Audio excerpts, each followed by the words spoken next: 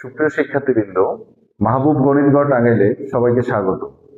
আজকে আমরা নবম দশম শ্রেণী ত্রিকোণমিতি অনুশীলনী 9.1-এর 24 নম্বর প্রশ্নের সমাধান করব। তো বোর্ডে দেখো আমি প্রশ্নটা তুলে রেখেছি। আমরা প্রশ্নে যে মানটা বা যে অনুপাতটা দেখতে পাচ্ছি, cot a সমান b বাই a হলে এত এর মান নির্ণয় করো। তাহলে প্রথমে আমরা যে অনুপাতটা দেওয়া আছে লিখে ওইটা তুললাম, যে দেওয়া আছে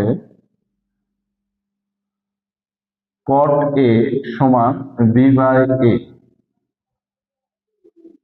এবার এখানে লক্ষ্য করে দেখো যে তোমার যেই প্রশ্নটা তোমাকে মান নির্ণয় করতে বলছে, সেখানে তুমি দুইটা অনুপাত দেখতে পাচ্ছ, একটা হচ্ছে sin a আর একটা হচ্ছে cos a।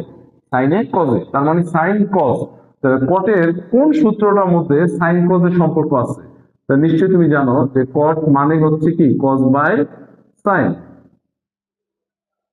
ইকুয়াল ওই পক্ষে যা আছে b বাই a লিখে ফেলছো। এবার লক্ষ্য করে দেখো এই যে cos বাই sin, এখানে আরো খেয়াল করো, এখানে sin এর সাথে একটা a আছে, cos এর সাথে একটা b আছে। তাহলে আমরা যদি cos এর সাথে একটা b আনি, b গুণ করে দিলাম cos এর সাথে, তাহলে b cos a।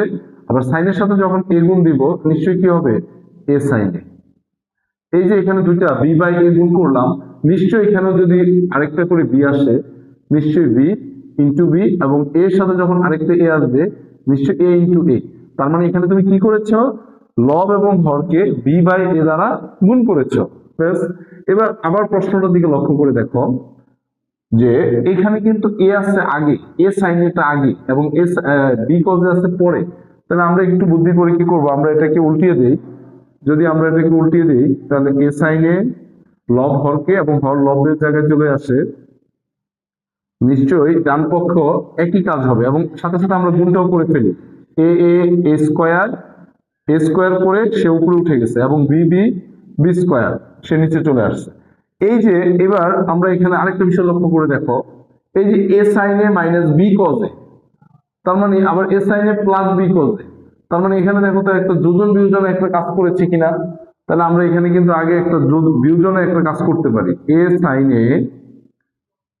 আচ্ছা, যোজন বিয়োজন কি নিশ্চয়ই তুমি জানো, যদি না জেনে থাকো ভালো করে দেখো যে আমরা এটা আমি আবার বোঝানোর জন্য আবার মুছছি। দেখো যোজন বিয়োজন, এখানে ওরা বিয়োজন আগে করছে, যোজন পরে, তাহলে আমরা বিয়োজন যোজন করি। যেমন বিয়োজন বা যোজন যেটাই করো না কেন, তুমি উপরে যা থাকবে সেটা উপর নিচে দুই জায়গায় শুরুতে লিখবে। তার মানে আমি কি বললাম, যোজন বিয়োজন যেটাই করো না কেন, উপরের অংশটা তুমি প্রথমে লিখবে, নিচে এবং উপরে। যেহেতু আগে বিয়োগ করছে, তুমিও বিয়োগ করলা, নিচে দিবা যোগ, তাহলে বিয়োজন যোজন। এবার তাহলে নিচের অংশটা কিন্তু আমাদের লেখা এখনো বাকি, এই নিচেরটা এবার দুই জায়গায় লিখবে। তাহলে আমরা এখানে কি করলাম, আমরা এখানে বিয়োজন যোজন করলাম। এবার এই জায়গাটার মধ্যে দেখো তো এটা কি করা যায়, সেম একই ভাবে। তাহলে কি হবে, প্রথমে তুমি a স্কয়ার লিখবে, নিশ্চয়ই নিচে উপরে a স্কয়ার। এবার যেহেতু বিয়োজন আগে যোজন পরে, ওকে, এবার কি লিখবে b স্কয়ার। দেখো তো b স্কয়ার আসছে কিনা, এবং তোমাকে যেই মানটুকু বের করতে বলেছে সেই দেখো তো উক্ত এত এর মান এটা। তার মানে আমরা এখানে বিয়োজন যোজন আগে করেছি। ক্লাসগুলো কেমন হচ্ছে অবশ্যই কমেন্ট বক্সে জানাবে, এবং ক্লাসগুলো বেশি বেশি করে শেয়ার করে দেবে।